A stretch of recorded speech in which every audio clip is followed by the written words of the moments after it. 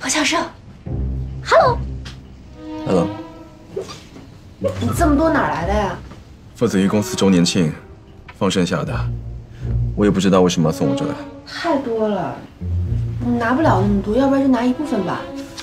拿不走就扔掉呗，放我这干嘛？生生不息吗？别呀，扔了多浪费啊！把我们都放了，都放。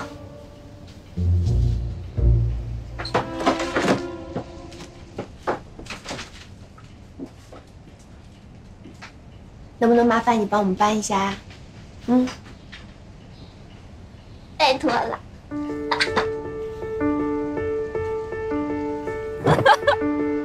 好沉，慢点啊，慢点，慢点。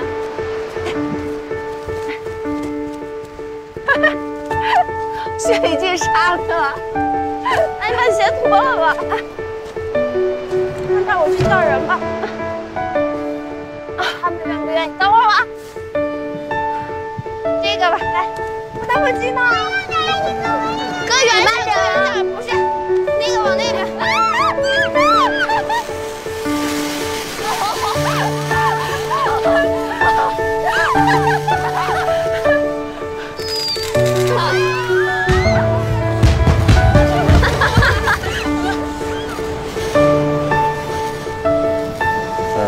你别讲话，你讲话就不好欺负。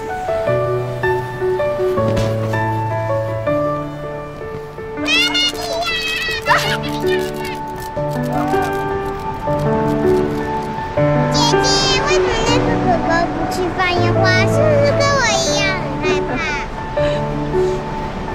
你要不要过来一起放啊？过来放烟花。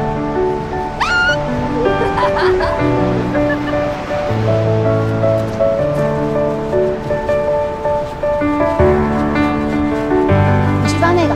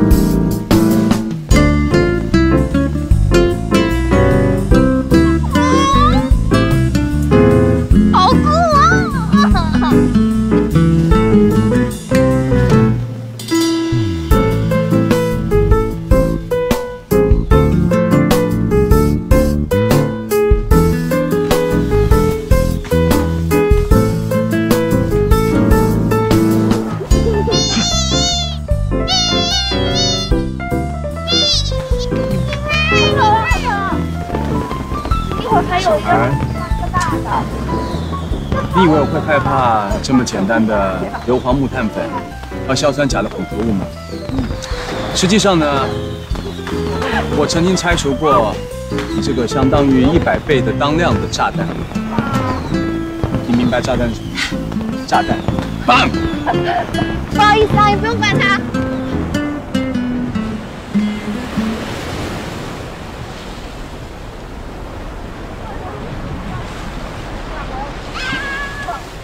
你以前为什么那么瘦啊？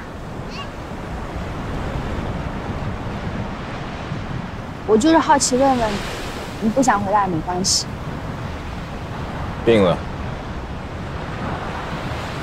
那你现在好了吗？废话，要是没好的话，你现在看到都是一具尸体。那就好。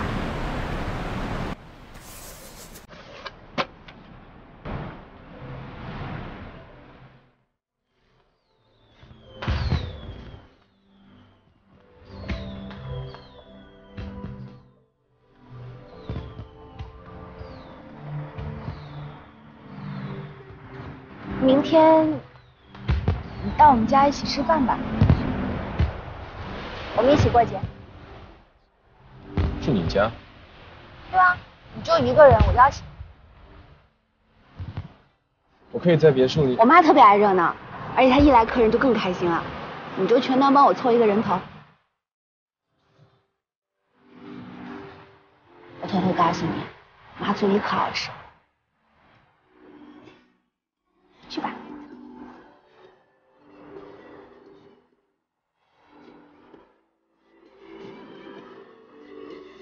做什么鱼啊？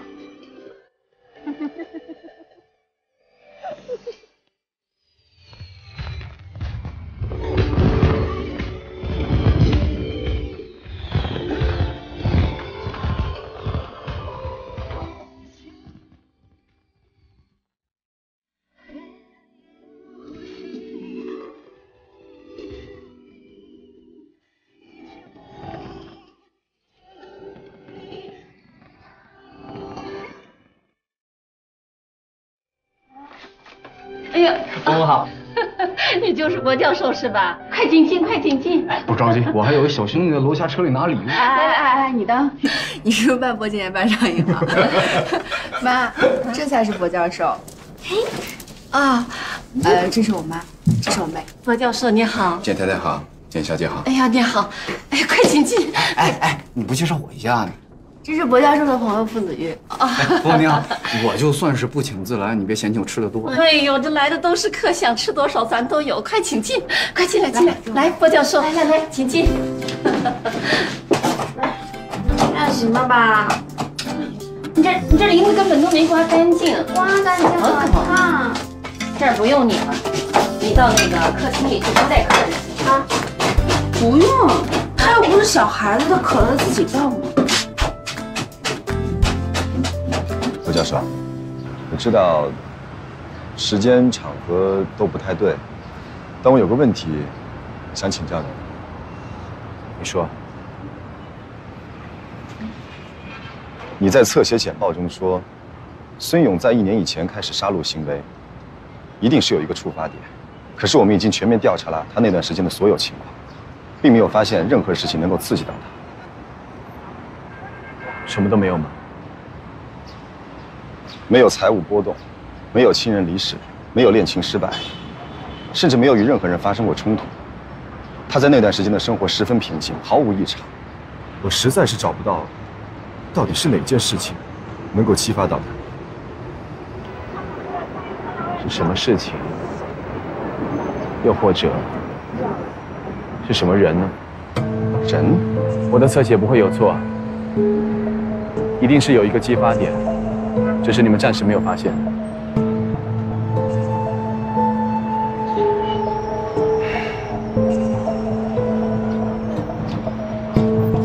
罗教授，你看看这个，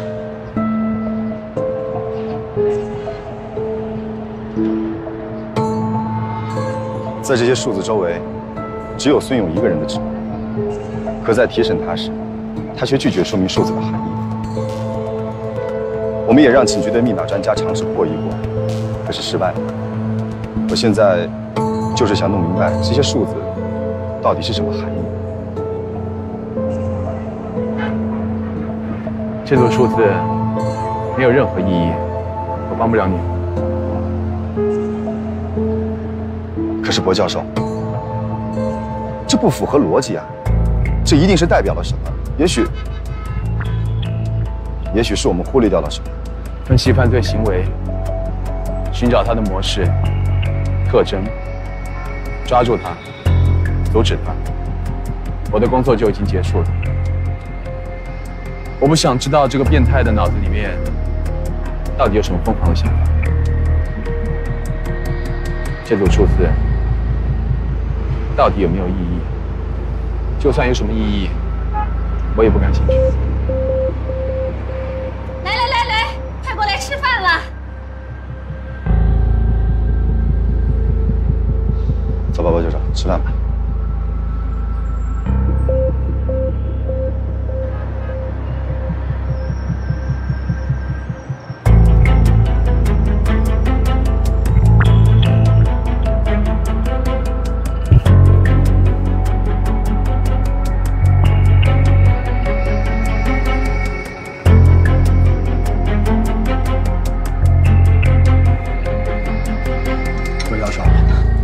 这个案子多亏了你的帮助，才能这么快的结案。我谨代表市局向你表示感谢。我只是完成我的工作，并不存在你说的帮助之类的私人感情，你不用谢我。李局长，禁言啊是谦虚，他的意思就是说这种小事就不用放在心上。好了，喝，来，你们都喝。我听说在国外评教授那是很难的，你看人家小博这么年轻就当上副教授了，真的是不简单。事实上，我的专业成果完全可以评教授以上，只是年限不够，被他们拒绝了。你看哈，这比我说的还厉害啊！可以这么说。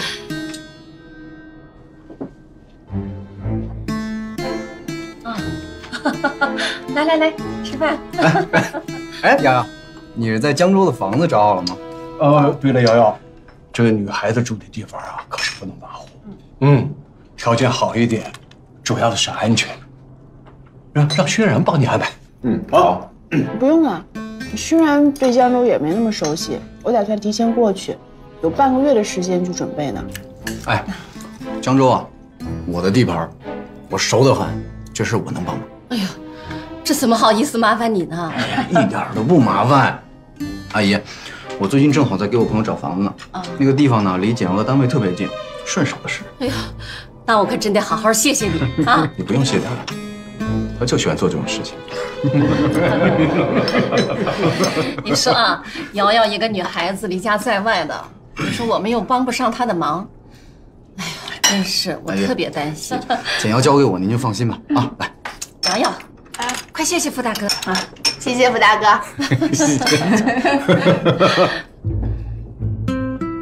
小傅，来尝尝这个，怎么样？好吃，特别好吃。好吃啊！你以后可要多来啊！哎，一定多来，下一次阿姨给你包大一馅的水饺怎么样？好，这阿姨，来，咱这准备了，来，干杯！干一杯。好的，能喝的多喝。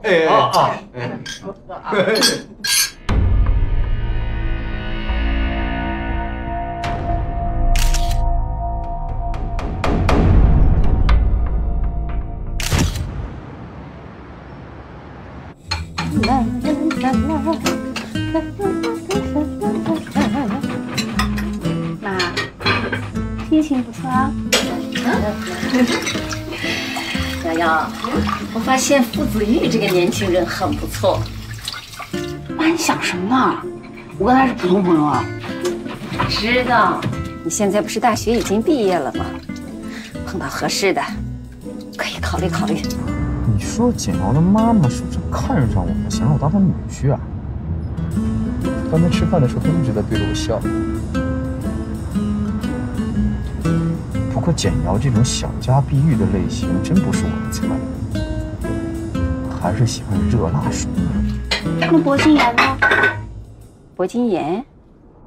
我没别的意思啊，我只是觉得他们俩一块来的，你怎么没提到薄金岩啊？说实话，薄金岩也很不错，只不过他是一个搞刑侦的专家，而且我还听你们说，他是专门抓那些最疯狂、最变态的犯人，会很危险的。不可能，这不符合逻辑，应该是你的错觉。你觉得呢 ，Andy？ 我同意薄先生的看法。薄先生无论长相、身材、智力、财力都比您要优秀，这的确不符合逻辑。喂，是我把你创造出来的，你怎么可以这样替他讲话？这叫做客观评价。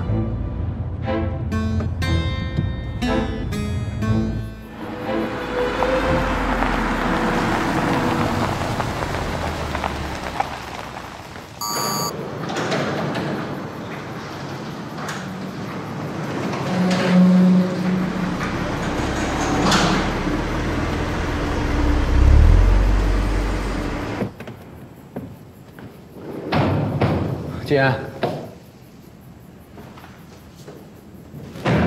有东西给你看一下。当时你想聘请简瑶作为你的助手，不过谁都没想到他会拒绝。我很遗憾，按照例行程序，我以你的名义拿到了他的详细档案资料。你问我干嘛要多管闲事，替他租房子啊？其实我挺心疼他的。原来他父亲是在他6岁那年死的，那时候他爸爸还是刑警队的副队长。由于罪犯报复，他爸爸、爷爷、奶奶全都遇害了。那时候他和他妹妹就在隔壁的卧室。 要不是警察及时赶到的话，估计也活不了。闭上眼睛。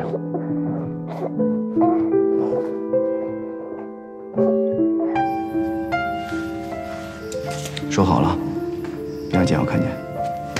先走了。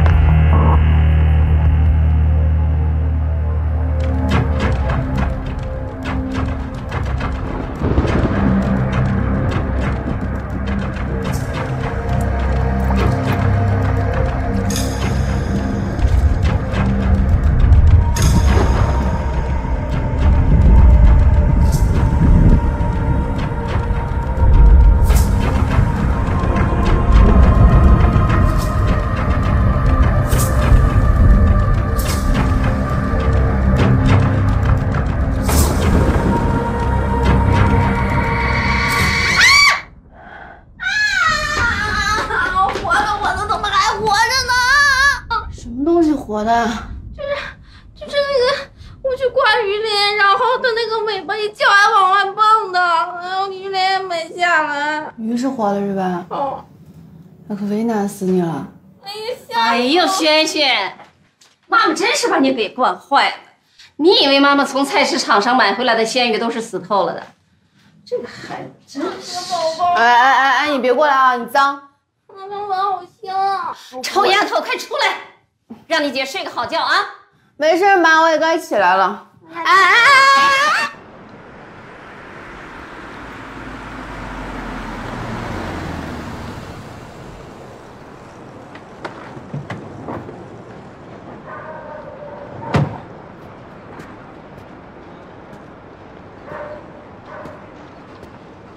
月儿，你怎么来了？你今天不上班啊？你不是说今天要去江州吗？我跟队里请了假，送你去车站。好了吗？你能走。哎，等等，怎么了？薄敬言今天也去江州，他昨天给我打电话，让我搭他的车一块儿去。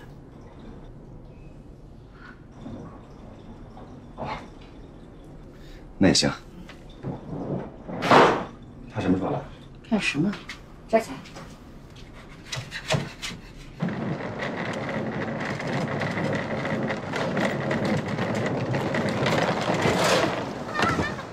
等等啊！哎呦，哎妈，这卤鸡翅不用带那么多。哎呀，这个炸鱼干你不爱吃就别带了。这带着。嗯，带着都带着。鸡翅姐姐爱吃，鱼干是薄家水爱吃。好，都带上吧。行。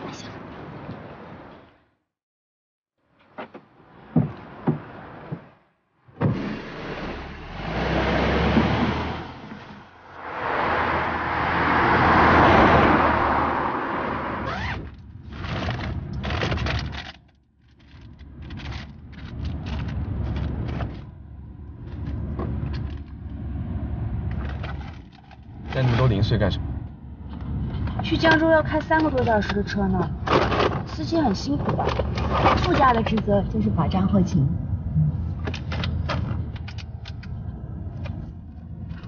你好，先生，按照您的要求，这2套房子都已经给您打扫干净了，您还需要再检查一下吗？啊，不用了，你挺细心的。乖。他是今天到江州吧？对啊。他这几天的行程是怎么安排的？你大概忘了，我不是他秘书。那你通知他，叫他一安顿好，马上给我打电话。你可能又忘了，我也不是你秘书。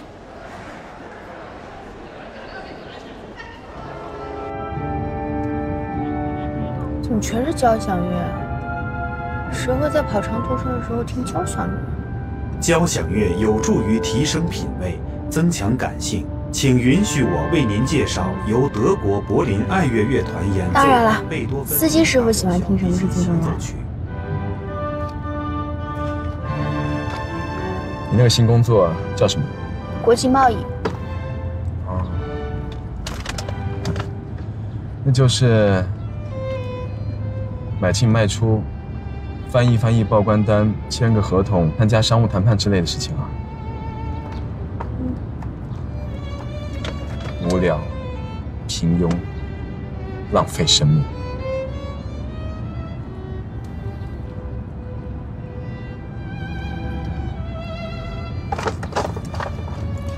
我小学班上有个同学叫小明。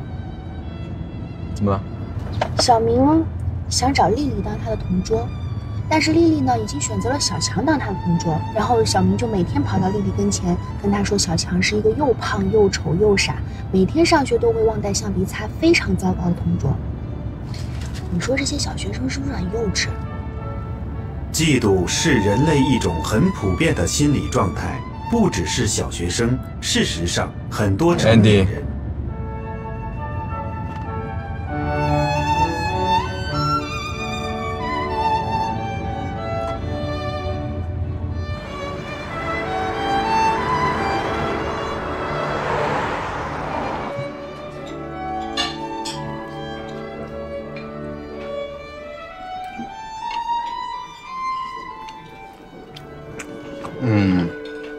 真难得。以前跟他吃饭的时候，他完全意识不到桌上旁边还有其他人。郭教授吃饭的时候是挺专注的。哎，洋洋，你的行李都在车上吗？还有一部分在寝室里。你不是毕业了吗？怎么还没退寝室啊？没有，我室友他正好留校读研了，我就都放他那儿了。没找到房子之前，我就跟他挤着住。你能不能不要这么侮辱我？就在二环边上，距离你工作的地方呢只有4站路，包你买。好吧，那我也不客气了，明天去看看。为什么是明天？今晚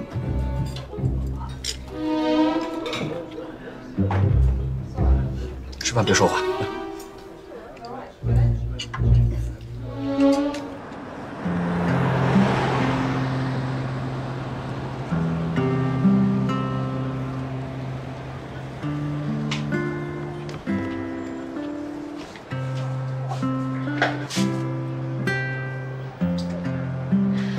2个都是帅哥，哪个是你真命天子啊？哪个都不是，就暑假刚认识的，人家看我刚毕业，帮我忙而已。只是普通朋友，没有别的感觉？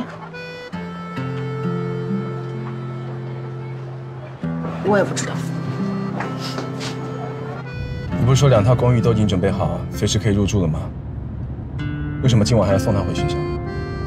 还是那句话，拜托你有点情商。简阳是一个需要自己做决定的，你不能这样帮他把什么都安排了。难道你还不明白他为什么一直都不答应做你的助手吗？我希望他能继续当我的助手，他很好，我很喜欢。是啊，知道。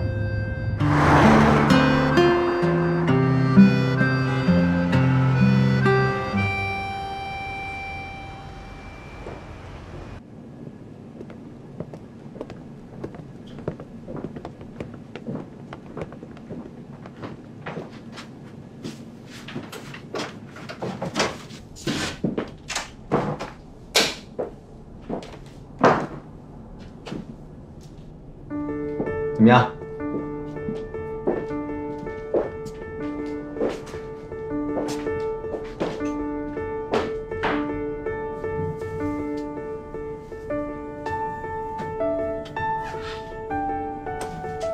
这么好的地段，这么好的房子，月租多少啊？我问过你的薪水了，你租得起。不过呢，头2个月你要当月光族了。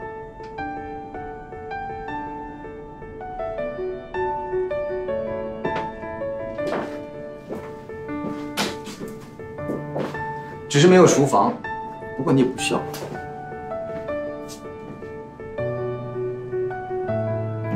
如果只是因为房租，房东只配置了些基本家具，所以让出2个月的免租期。你想想看，等你搬进来之后，你可以按照自己的喜好来装饰房间。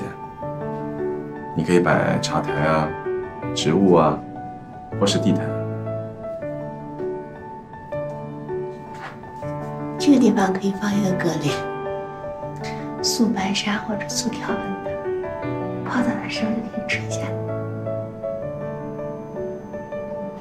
这房子我租了，以后这就是女生的浴室了。你们2个出去，出去。你就别下去了，你的租约合同我帮你拿给你的房东就行了。真是谢谢你了，要我自己找，肯定找不到这么舒服的地方。不客气，等把家收拾好了，记得请我吃饭啊。没问题。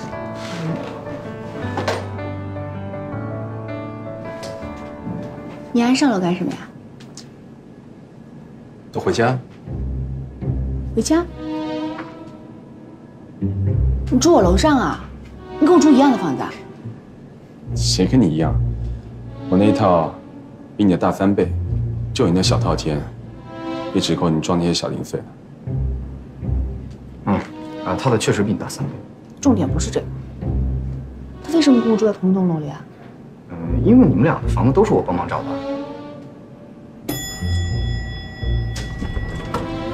先走了。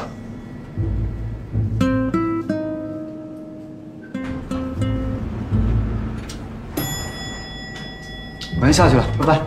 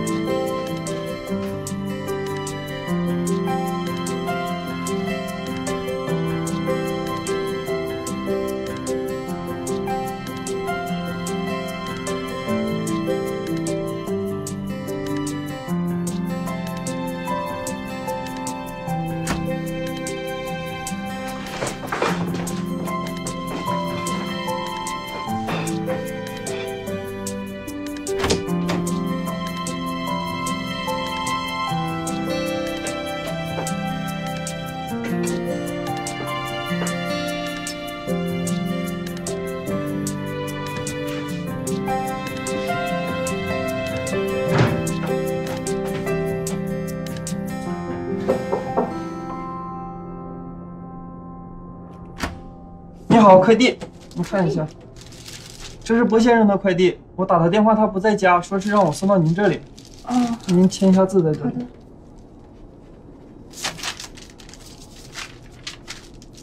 谢谢啊。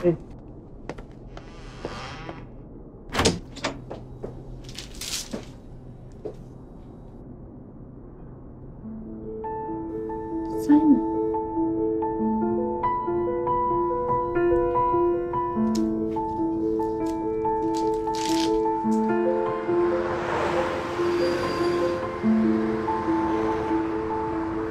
这是你的入职简述，看看有什么问题吗？市场2部，我以为应聘的是策划部门呢。我们公司会根据岗位的需求做出合理的安排。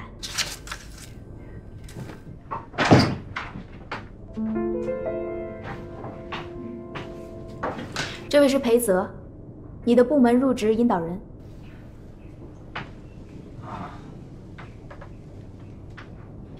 新员工，欢迎你。我叫裴泽。你好，我是简瑶。简瑶，这名字可真好听啊！我记住了。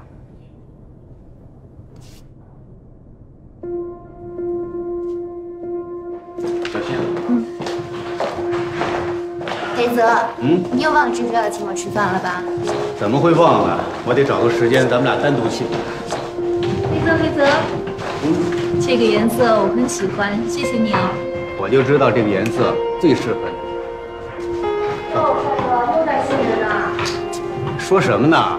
简小姐那是名校的高材生，不用我带，我就是个指路的。黑泽，签个字。啊，好，稍等一下。哎。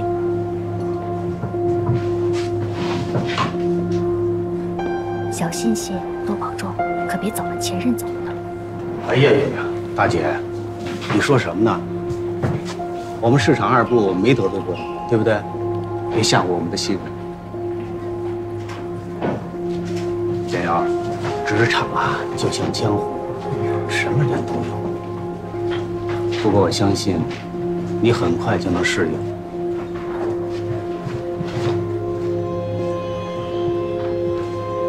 简瑶，这是你的位置。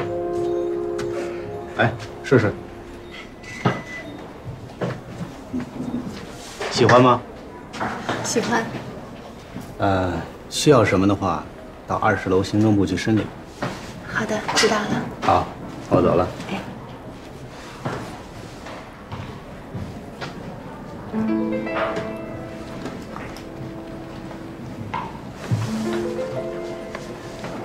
你完全没有工作经验，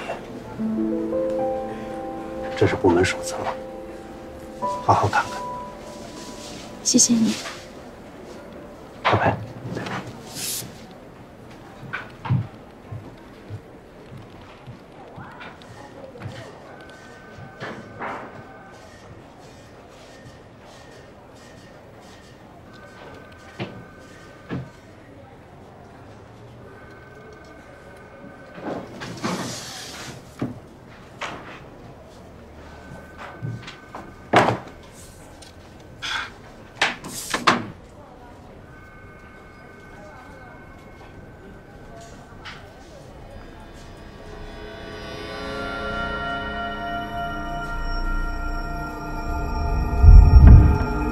那是婉薇，对不起，吓到你了。我不知道这还有人。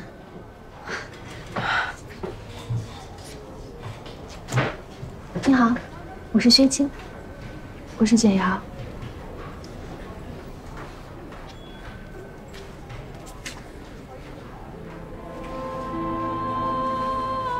这个就是我这个职位之前辞职的女孩吧？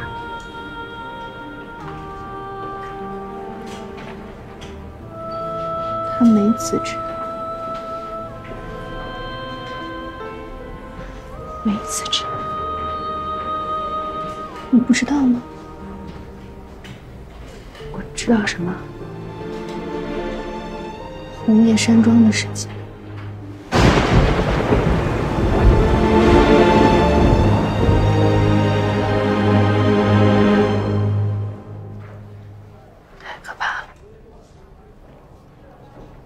出乎人意料了。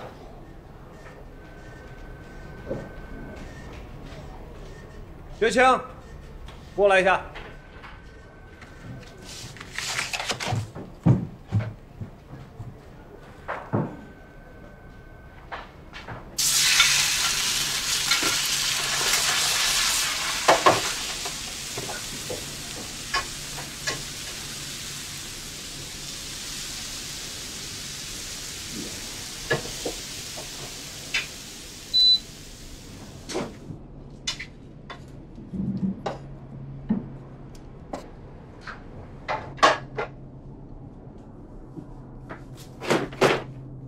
你怎么进来的？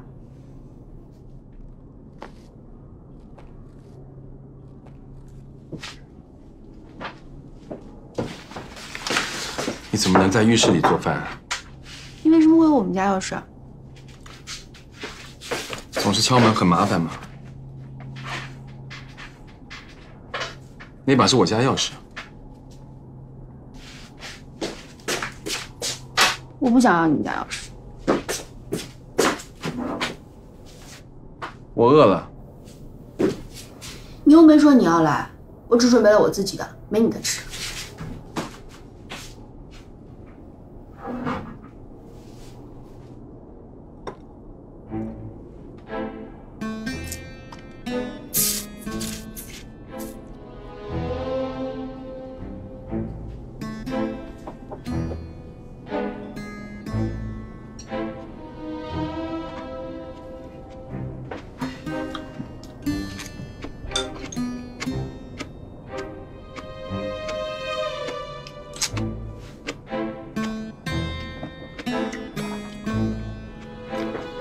就算你一直看着我，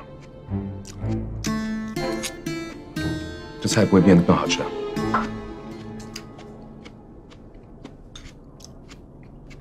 这什么米啊？泰国香米。我买了20多种香米来对比，最后选了这种，味道不错吧？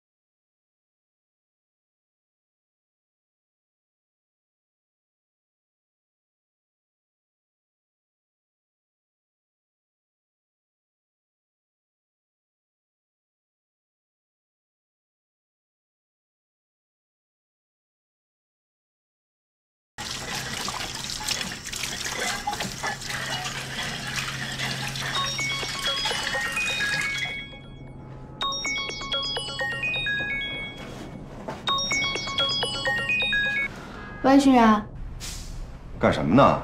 半天才接电话。刷碗呢。才吃饭呀？跟谁吃的？跟薄金言。哦，这么晚还吃饭呀？你俩不会是好上了吧？才没有呢。那我半夜12点还跟你吃过夜宵呢，找我什么事儿？写数字的事有些眉目了，省里专家利用新的技术，又找到了几个新的数字。如果再有进展，我再通知你和薄教授。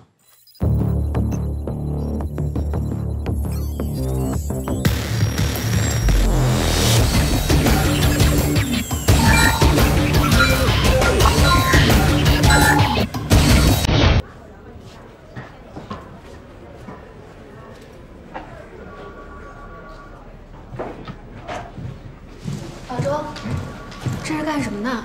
你不知道吧？公司新来了个市场总监，给他腾办公室。这么高层的人，跟咱们待一层，还坐咱们隔壁，我怎么觉得这事儿不太妙啊？我也纳闷，按理说这总监是副总级的呀，办公室应该在23楼，怎么弄这儿来了呀？听说他是空降部队，为了显示亲民，特意从上面搬下来。林经理就要开会了。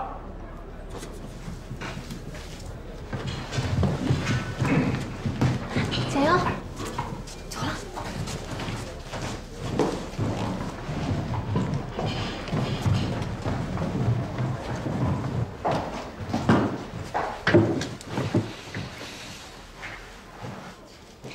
大家好，我是简瑶，是新来的业务助理。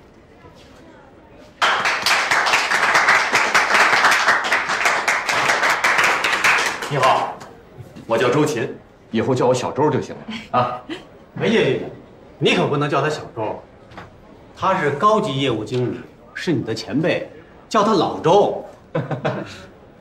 他跟你的职位是一样的，你们今后有很多工作要互相配合，今后可以多交流。他叫小麦，啦啦啦啦啦，记住了。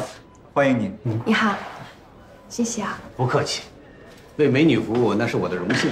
来，请坐。好了，这一周的工作计划我已经发到你们邮箱。这里除了小简，在座的可都是资深员工，就不用我多说了。简瑶，你面试的成绩不错，继续努力。好的。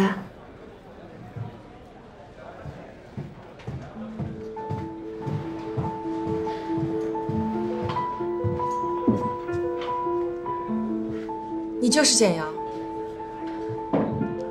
林经理好。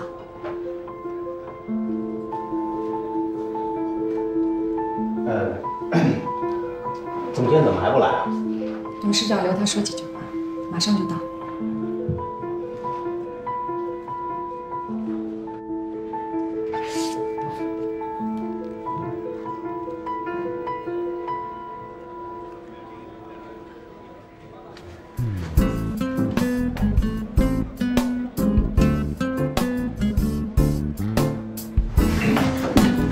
欢迎博总。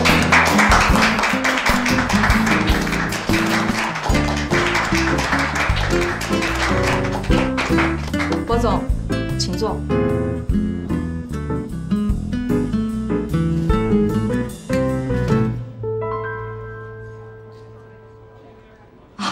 这位就是薄敬言总监，我们很荣幸，今后会在他的带领之下，将市场2部的工作开展得更加出色。根据董事长的意思，薄总来我们部门主要是掌握大的经营方向和策略，不会过问日常常规工作。所以以后你们有什么事情直接向我汇报，我再向薄总汇报。薄总，您跟大家说2句吧。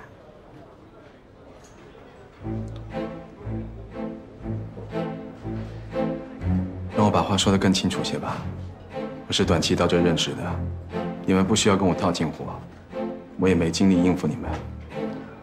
我做事情呢，有自己的习惯，你们只需要配合我的需求就行了。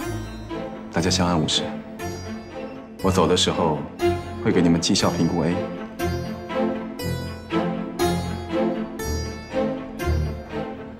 薄总，您的秘书还没有招聘到位，简瑶是新调来的业务助理，这段时间她先担任您的秘书。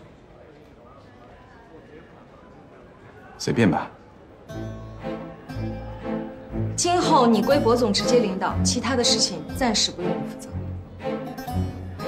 好的。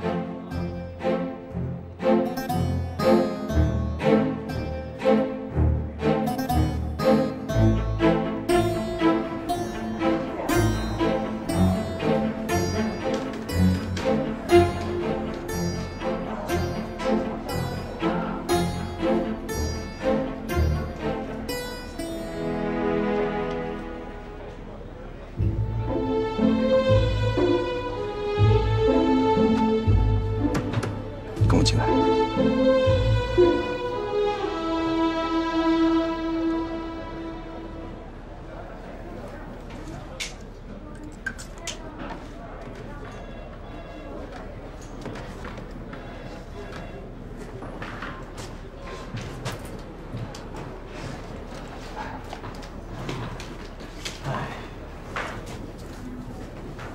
不知道你家的公子哥啊，这么拽，跑到咱们部门挂职练手来了。可怜啊，简阳小美女。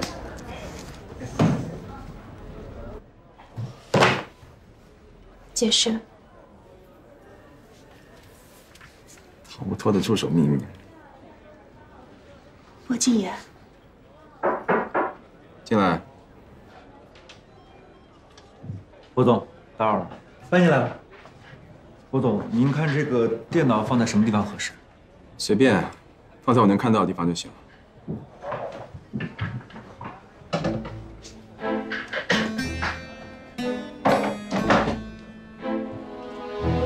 薄总，那我先走了。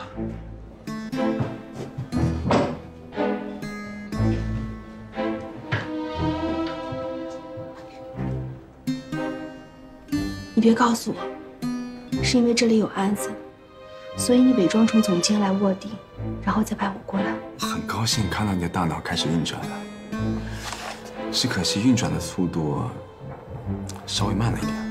薄景言，你怎么能这样？你查案归查案，你怎么能连招呼都不打一声就搅进我的工作里来？你知不知道我为了这份工作付出了多少精力？这是我一辈子都想从事的职业。你查案的时候不希望被打扰，我也希望我的工作稳稳定定，不受到莫名其妙的干扰。可是你看看现在变成什么样子了？我是职场小干探，还是双面人白领？等你走了以后，我怎么跟我的同事们相处？大家会说这是公安的女间谍，我们跟她说话要小心一点。还是你有了下一个案子，我再蒙你召唤，再跳槽过去。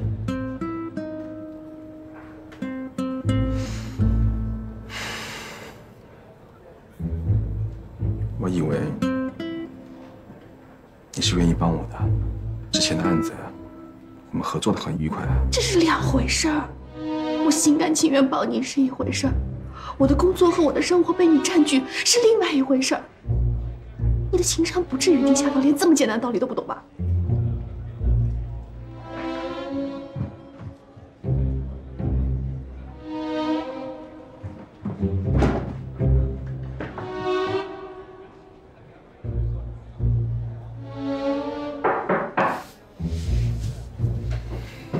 下午茶的时间到了，一杯摩卡，一杯香草，请问您要哪一杯？多少钱？谢谢。什么钱呀？怎么了？哭了？没有，没事儿。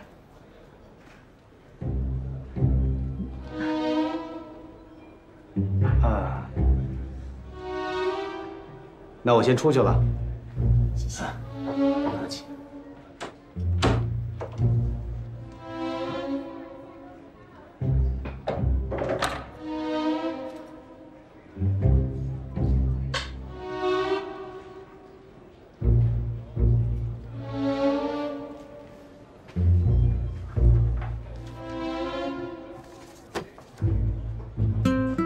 摩卡，谢谢。自己的。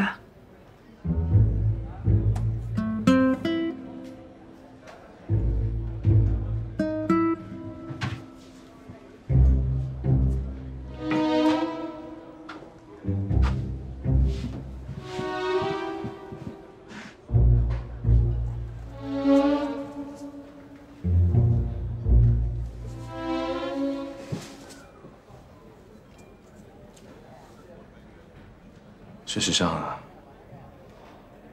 这个工作不会打扰你太多。我侦破杀人机器的案子，只花了5天。一个企业的案子，能有多高的技术含量，能花我多少时间啊？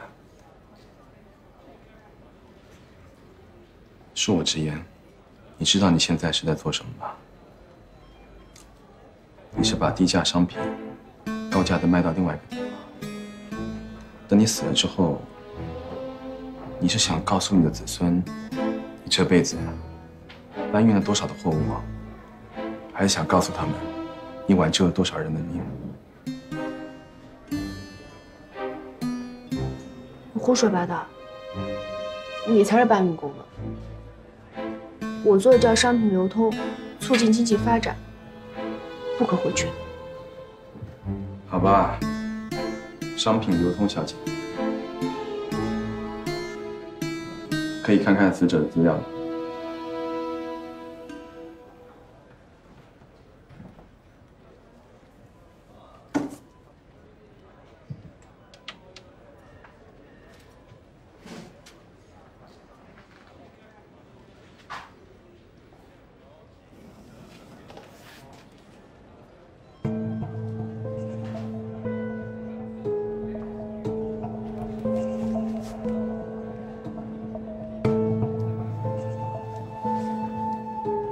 他长得和你很像，上个月自杀了。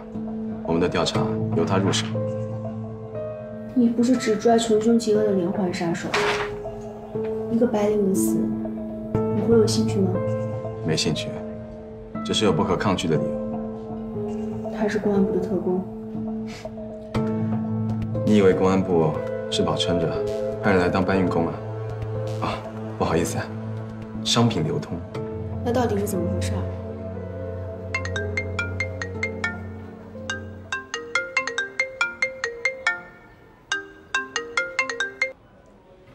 喂，知道了。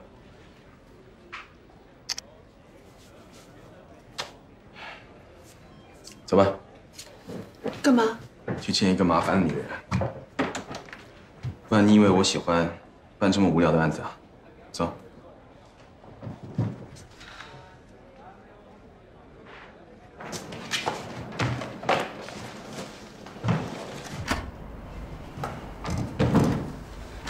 董事长，博总到了。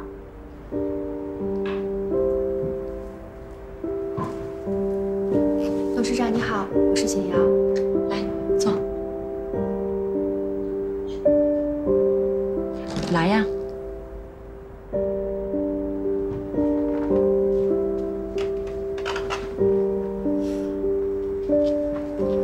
还以为助理会跟你是一样的，是个狂妄自大的孤僻怪人。当然不是。你这么评价我？你也这么认为？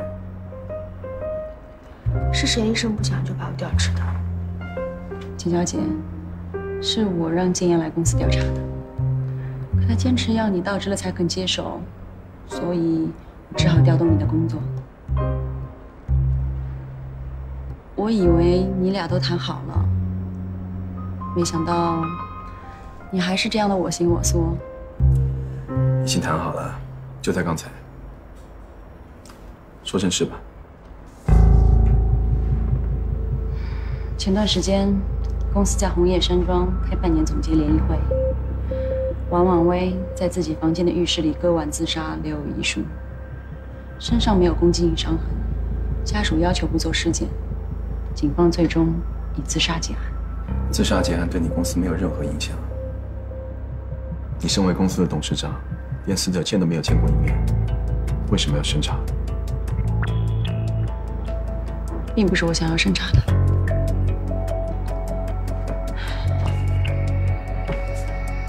1个月前，我开始不停收到这封邮件。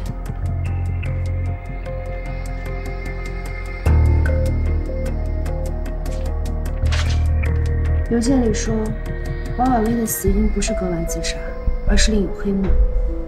而成宇公司的高层为了掩盖一切，付给死者家属10万，要求不做尸检。你有掩盖吗？成宇公司光在内地就有1000多名员工。在收到这份邮件之前，我根本没有过多关注过这起自杀事件，更不可能存在什么黑幕。邮件里附了一张付款证明，王婉薇的父亲的确收到了10万块，付款方是一个匿名的海外账户。发邮件的人对这个账户进行了追踪，他声称已经掌握证据，这个来自美国的账户才是真正的付款人。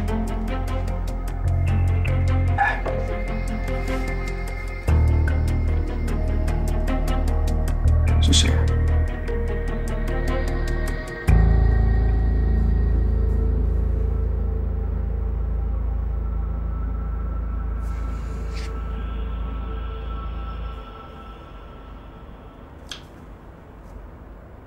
很显然的，你认识这个账户的主人。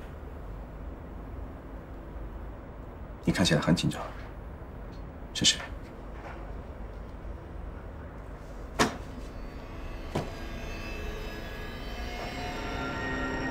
易阳。谁？这位女士的未婚夫。易阳这半年大部分时间都在香港，我相信他跟这起事件没有关系。可是这确实是他的账户。如果你想掩盖犯罪事实，你会用自己的账户打钱吗？所以，我希望你尽快查清楚这件事情，到底是谁在幕后捣鬼，还有多少事情是我不知道的。我不想让这件事情一直烦我。好，知道了。不过我想先请你答应我一件事情。是钱的事儿吗？简瑶似乎很喜欢她现在的工作。等调查结束之后，我希望她可以继续在公司里做她的默默无闻的小职员。我知道你善于控制舆论，掩盖事实，所以请不要让其他人认为她是职场女干探、双面女白领之类的莫名其妙的人，可以吗？没问题。谢谢。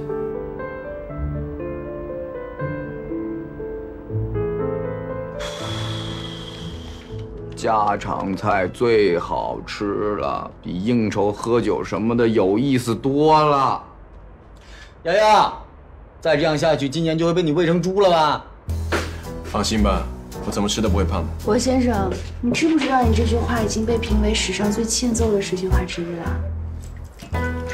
好，说吧，找我来干什么？来让你吃饭啊。那是你，今年有那么厚道吗？他肯定有什么事要使唤。你去查一下这个账户所有的相关情况。提醒你一句，可能会有被伪装的秘密交易，普通人查不到。普通人？我是普通人吗？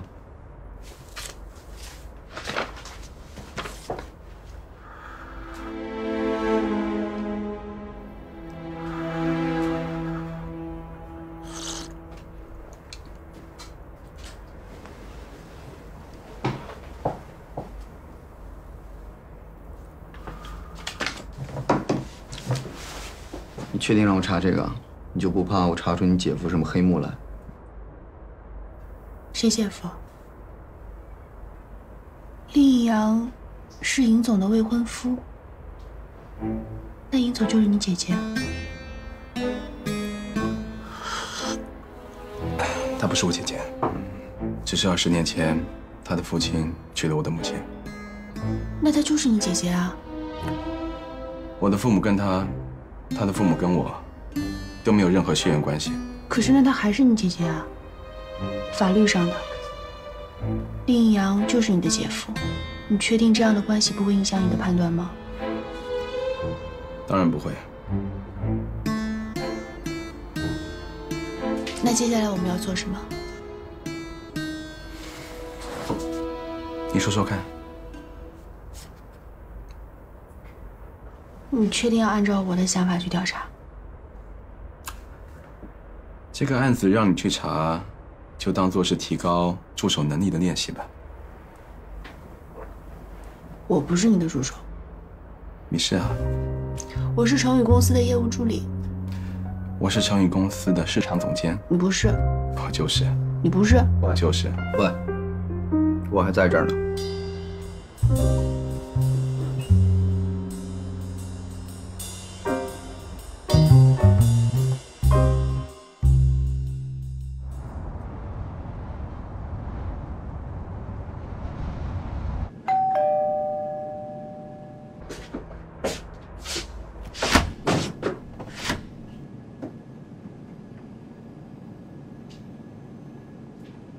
这衣服不适合你。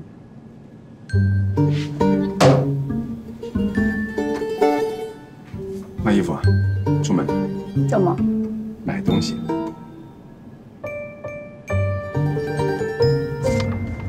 你的意思是说，我家里有的东西，你也都要买一套？靠枕、被子、指针、香米。不是，你不是昨天还说你无法理解的吗？纠正一下，是2套。傅子玉听说了，他也要。你不觉得这是最好的决定吗？你做了大量的繁杂、低效、琐碎的工作，如果共享给我们，就能提高3倍的效率。何金言，有你这么夸人的吗？我欣赏你的眼光，鄙视你的效率，不矛盾。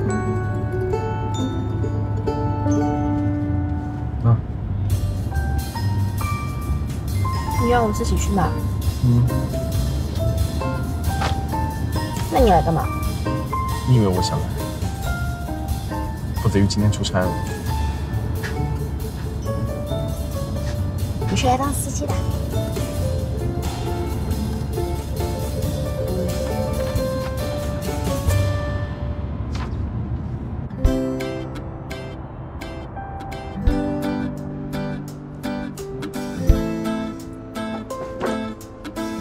谢谢啊。好，谢谢。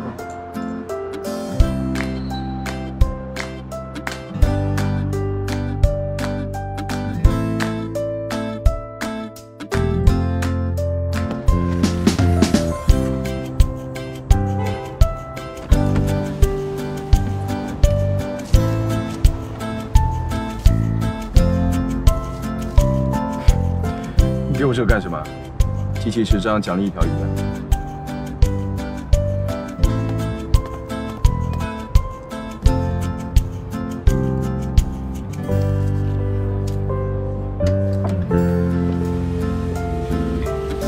小姐真有眼光，我们这款床卖的可好了，您可以躺上去试试。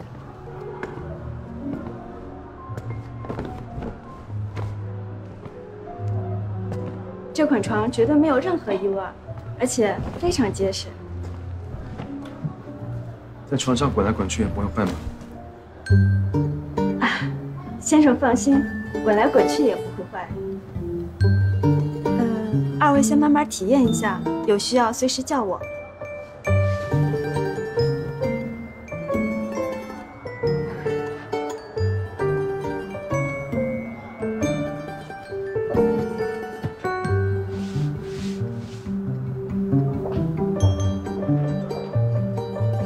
你会在床上滚来滚去啊？当然不会，只有沉默才会在我床上滚来滚去。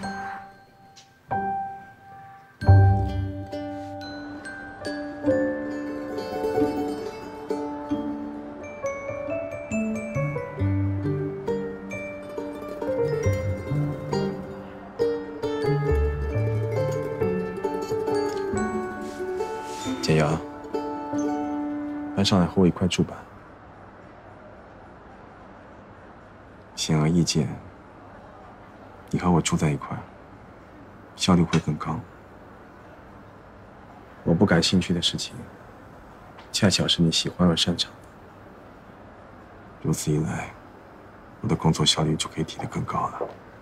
先生、小姐，这款床垫你们还满意吗？请你暂时先不用说话。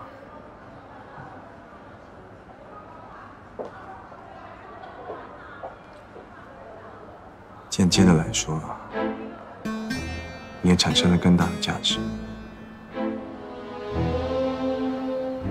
抱歉，没兴趣。